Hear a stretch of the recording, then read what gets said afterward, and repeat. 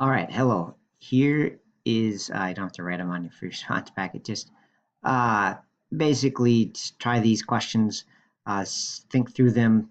It's kind of a review of array lists. All right, so hopefully I had a chance to try them. So we have some employees pay. So let's say we're Target and we pay one person 10.50, 10.25, 11.15, whatever, right? We have all these different values. Okay, so we're going to need doubles to keep track of it. And letter A doesn't work here because you can't have a primitive type as the type in an array list.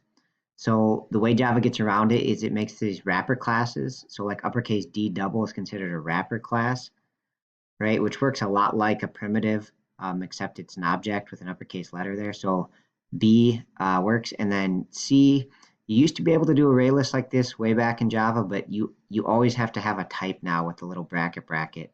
So it's missing the angle brackets that represent a type, so that one won't work.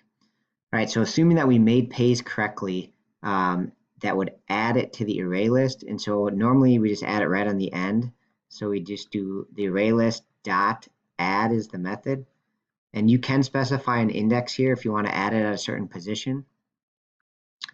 I typed it out because my writing was not good, but you can specify an index, but I'm not going to. I'm just going to add the 950.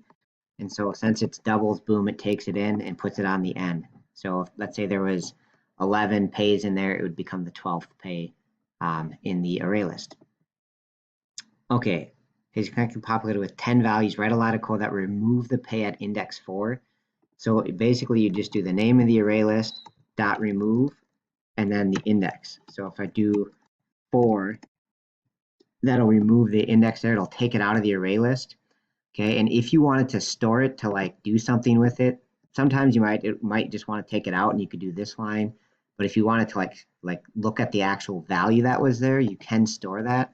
So I could do like double, give it, so basically I could create a double variable, uppercase D, right? Because it's an object, call it whatever I want, instead of equal to whatever is returned by this remove method. So that would store the removed pay here, and then I could system out print it or do whatever I need with that pay value, right? And so either one, depending on the situation, sometimes you'll have a return value there, sometimes you won't. It really depends what you're trying to do in your code.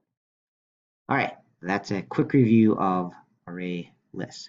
And what I like about them a lot is you just, they're all dot methods and they make sense, like add, remove, get, set.